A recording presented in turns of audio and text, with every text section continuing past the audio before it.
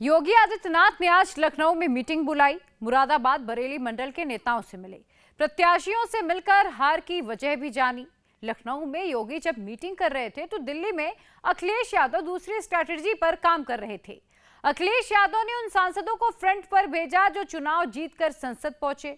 योगी के खिलाफ चक्रव्यूह तैयार हो गया है। योगी इसमें फंसेंगे या बचेंगे, इस रिपोर्ट से समझिए।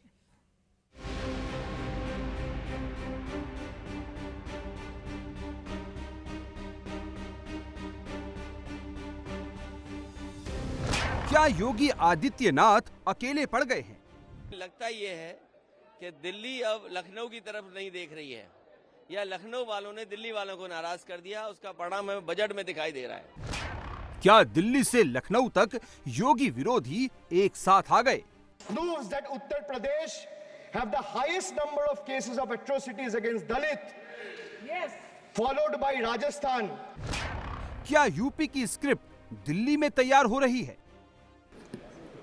कि महसूस हो रहा है कि दौरे तबाही है, शीशे की अदालत है, पत्थर की गवाही है। दुनिया में कोई ऐसी तमसील नहीं मिलती कि कातिल ही मुहाफिज है।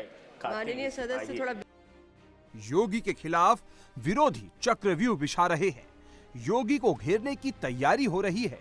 विपक्ष हमला कर रहा है तो अपने भी मुश्किल बढ़ाने में पीछे नहीं है। लेकिन इस बीच योगी क्या कर रहे हैं? जवाब है, योगी यूपी का लॉ एंड ऑर्डर सुधार रहे हैं। 2027 की तैयारी कर रहे हैं। 10 सीटों पर होने वाले उपचुनाव की प्लानिंग बना रहे हैं। विरोधियों के सेट किए नैरेटिव के बीच योगी फुल कॉन्फिडेंस से फ्रंट फुट पर खेल रहे हैं। कैसे, ये भी समझिए। पिछले 2 दिनों में योगी 40 विधायकों और मंत्रियों से मिल चुके हैं। मंगलवार को योगी ने 11 विधायकों से मुलाकात की। आज बरेली मंडल के 20 विधायकों के अलावा यूपी के अलग अलग विधानसभा सीटों के प्रतिनिधियों से मिले। योगी एक एक सीट का फीडबैक ले रहे हैं। लोकसभा चुनाव में हार की वजहों को दूर कर रहे हैं। 2027 विधानसभा चुनाव से पहले योगी के सामने 3 सबसे बड़ी चुनौती है। पहली चुनौती है 10 सीटों पर होने वाले विधानसभा उपचुनाव। ये इलेक्शन बीजेपी से ज्यादा योगी का लिटमस टेस्ट है। दूसरी चुनौती है कार्यकर्ताओं और नेताओं की नाराजगी दूर करना और उन्हें फिर से एक्टिव करना। योगी के सामने तीसरा टास्क विपक्ष के बनाए संविधान और आरक्षण विरोधी नैरेटिव को दूर करना है। योगी आदित्यनाथ तीनों फ्रंट पर एक साथ काम कर रहे हैं। जनता दरबार में योगी आम जनता की परेशानी दूर कर रहे हैं। जो बीजेपी कार्यकर्ता नाराज हैं, उनकी नाराजगी को एड्रेस कर रहे हैं। जो अधिकारी विधायकों की नहीं सुन रहे, जनता की अनदेखी कर रहे हैं, उन पर ताबड़तोड़ एक्शन हो रहा है। जनप्रतिनिधियों की शिकायत के बाद वाराणसी जलकल के महाप्रबंधक का ट्रांसफर किया गया। चित्रकूट में सरकारी आदेश की अनदेखी के आरोप में संभागीय निरीक्षक का निलंबन हुआ। बांदा, चित्रकूट, सिद्धार्थनगर, सुल्तानपुर और मुजफ्फरनगर के एडीएम से जवाब मांगा गया है। 3 तहसीलों में तैनात एसडीएम से भी 2 दिन में स्पष्टीकरण मांगा गया है। कानपुर देहात के आपदा विशेषज्ञ अश्विनी कुमार को सस्पेंड कर दिया गया है।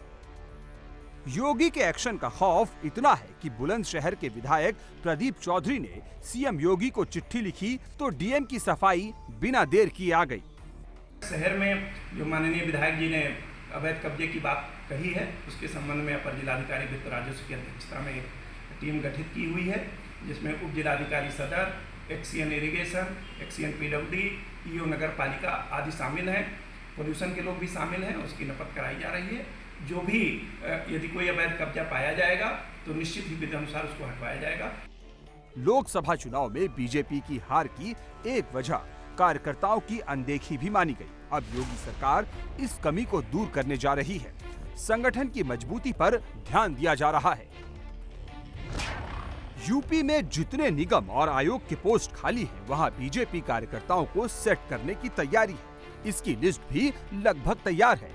योगी और उसके बाद दिल्ली की मंजूरी के बाद इस पर फाइनल मुहर लग जाएगी। पहले फेज में 50 के करीब कार्यकर्ताओं को निगम और आयोगों की जिम्मेदारी दी जाएगी।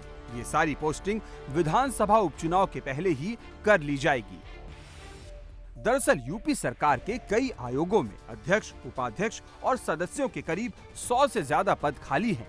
इन्हीं जगहों पर कार्यकर्ताओं को एडजस्ट करने की प्लानिंग बनाई गई है। राजनीति में हर व्यक्ति कुछ न कुछ पाने की उम्मीद रखता है कि हम किसी निगम के सदस्य बन जाएं, किसी विभाग के सदस्य बन जाएं, आयोग के बन जाएं। तो हर व्यक्ति उम्मीद करता है, तो वो उसी हिसाब से मेहनत करता है। तो ऐसा होता है तो निश्चित है कि कार्यकर्ता और नेताओं में जोश चढ़ेगा, काम गति मिलेगी। योगी के सामने दूसरा चैलेंज है उपचुनाव। जिन 10 सीटों पर बाई इलेक्शन होना है, उसमें 5 सीटें समाजवादी पार्टी के पास हैं, तो 5 पर बीजेपी और उसके सहयोगियों का कब्जा है। 10 सीटों के लिए 30 मंत्रियों की टीम बनाई गई है। इसके बावजूद योगी आदित्यनाथ की राह आसान नहीं है। जो भी पार्टी 5 से ज्यादा सीट जीतेगी उसे विनर माना जाएगा। लेकिन लोकसभा चुनाव का डेंट खत्म करने के लिए टीम योगी को 6 से भी ज्यादा सीटें जीतनी होंगी।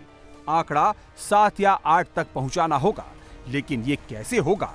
10 में से 5 सीटें ऐसी हैं जहां अखिलेश की पार्टी बेहद मजबूत है। मुरादाबाद की कुंदर की सीट बीजेपी सिर्फ 1993 में जीत पाई।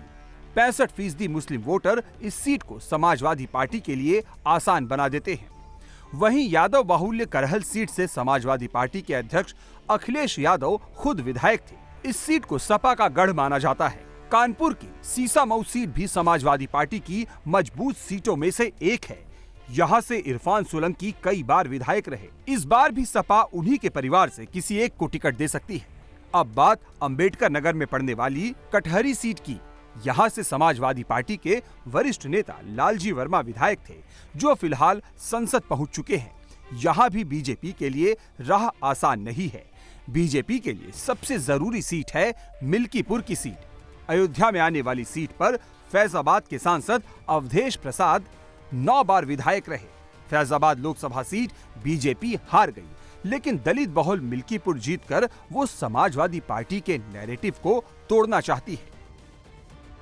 निश्चित रूप से विपक्ष ने जो भ्रम फैलाया था उसके जवाब दिए जाएंगे, जिसने नैरेटिव सेट किया था उसके। और जिस तरीके से हम लोगों ने आजमगढ़ और रामपुर जीता, वैसे हम लोग चुनाव भी जीतेंगे, बेहतर परिणाम आएगा।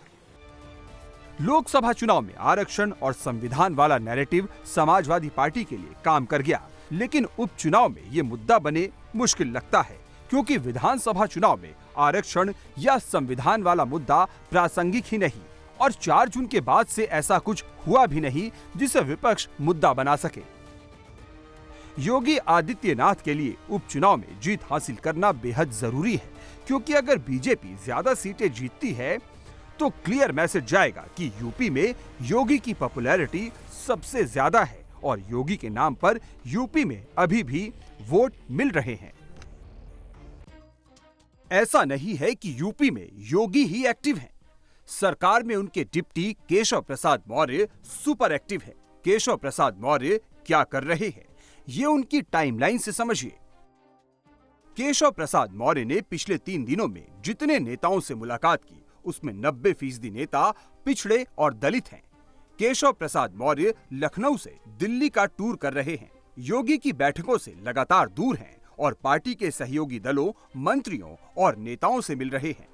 इस लिस्ट में ओम प्रकाश राजभर भी हैं, जो कई बार योगी सरकार की पॉलिसी पर सवाल उठा चुके हैं, और संजय निषाद भी। उत्तर प्रदेश के उप मुख्यमंत्री केशव प्रसाद मौर्य लगातार जो मंत्री हैं, विधायक हैं, उनसे मुलाकात कर रहे हैं। अब मुलाकात हुई है डॉक्टर संजय निषाद से, जो निषाद पार्टी के अध्यक्ष भी हैं और योगी सरकार में मंत्री भी। मुलाकात हुई केशव जी से, क्या बात? नहीं, मुलाकात तो हमेशा होती रही है, तो ऐसा तो नहीं कभी पूछा गया कि उस समय मुलाकात हो गई।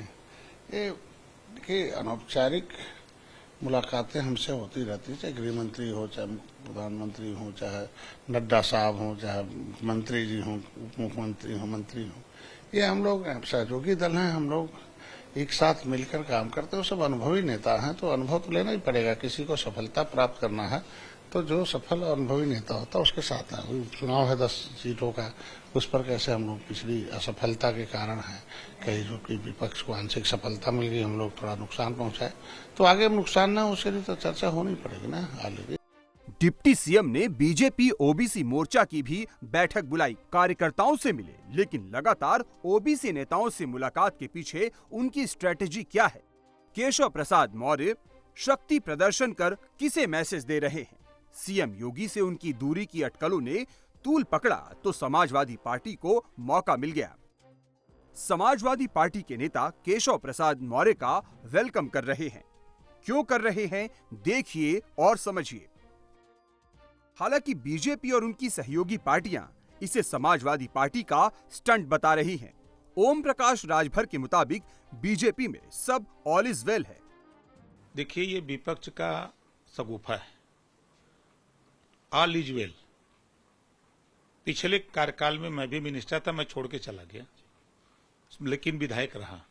5 साल यही मैं सुनता रहा, कल मुख्यमंत्री हटा दिए जाएंगे, परसों हटा दिए जाएंगे, दिल्ली वाले नहीं चाहते हैं, यूपी वाले में टना है। खूब ये खबरें 5 साल चली और 5 साल सरकार चली। फिर दूसरे कार्यकाल में फिर वही आवाज जो 5 साल के कार्यकाल में, पिछले पूर्व के कार्यकाल में, तो फिर वही आवाज शुरू हो गई है कि दिल्ली वाले ना खुश हैं, यहाँ खुश हैं, वो वहां जा रहे हैं, वहां जा रहे हैं। योगी के खिलाफ लखनऊ से बड़ा चक्रव्यूह दिल्ली में तैयार किया जा रहा है। इस पॉलिटिकल फाइट के मास्टरमाइंड है अखिलेश यादव। खुद मोर्चे में सबसे पीछे हैं। हमले की कमान पिछड़े और दलित नेताओं को सौंपी गई है। अखिलेश यादव देश की संसद से पीडीए का फॉर्मूला और मजबूत कर रहे हैं। आज संसद की कार्रवाई देखिए और अखिलेश यादव के स्ट्रेटेजी को समझिए। आज संसद में अखिलेश नहीं थे, डिंपल भी नहीं थी, लेकिन उनका पीडीए मौजूद था। आज संसद में दरोगा सरोज, लालजी वर्मा, धर्मेंद्र यादव, राजीव राय, वीरेंद्र सिंह, आनंद भदौरिया, जियाउर रहमान बर्क और मोहिबुल्ला नदवी बोले। यानी संसद में सपा ने दलित, पिछड़े, राजपूत, भूमिहार और मुस्लिम सांसद को बोलने का मौका दिया। अपना पीडीए कॉम्बिनेशन एक साथ पेश कर दिया। संसद में आज सांसदों को 2-2 मिनट बोलने का मौका मिला था। टीएमसी ने अभिषेक बनर्जी को अपना पूरा टाइम दिया, लेकिन समाजवादी पार्टी ने किसी एक को आगे नहीं किया, बल्कि अपने पीडीए फॉर्मूले को पेश कर दिया। जिसको भी बोलने का मौका मिला, उन्होंने पीडीए वाली पॉलिटिक्स की। संसद से मोदी सरकार को घेरा तो यूपी की योगी सरकार को भी। सपा सांसदों ने रोजगार, आरक्षण, जाति जनगणना, किसान, दलित और मुसलमान का मुद्दा उठाया। समाजवादी पार्टी के सांसदों ने देश की राजधानी से 2024 वाले नैरेटिव को आगे बढ़ाया, तो पार्टी को नेशनल लेवल तक कैसे पहुंचाया जाए उसका ब्लूप्रिंट भी दिखाया। सामाजिक और आर्थिक गैर बराबरी को बढ़ाने वाला ये बजट है। जाति जनगणना का कोई उल्लेख नहीं है। इस बजट में पिछड़े वर्गों का जो आरक्षण है उसको पूरा करने के लिए बैकलॉग के आधार पर भर्ती का कोई उल्लेख नहीं है। अनुसूचित जाति के रिजर्वेशन को पूरा करने का कोई उल्लेख नहीं है। इसके साथ साथ मानव किसान के जो समर्थन मूल्य है उसकी गारंटी का उल्लेख नहीं। हमारे यहाँ दलित और मुसलमान लोगों के घरों को चिन्हित करके एक 400 मीटर में लगातार बुलडोजर का काम हो रहा है। हाई कोर्ट का उल्लंघन हो रहा है। लिखित हम लोग पीड़ा ये है कि हम 3-3 सांसद और 5-5 विधायक और पदाधिकारियों के साथ हम गए डेलीगेशन लेकर, कोई अधिकारी घटनास्थल पर आया नहीं, एक सिपाही तक नहीं आया।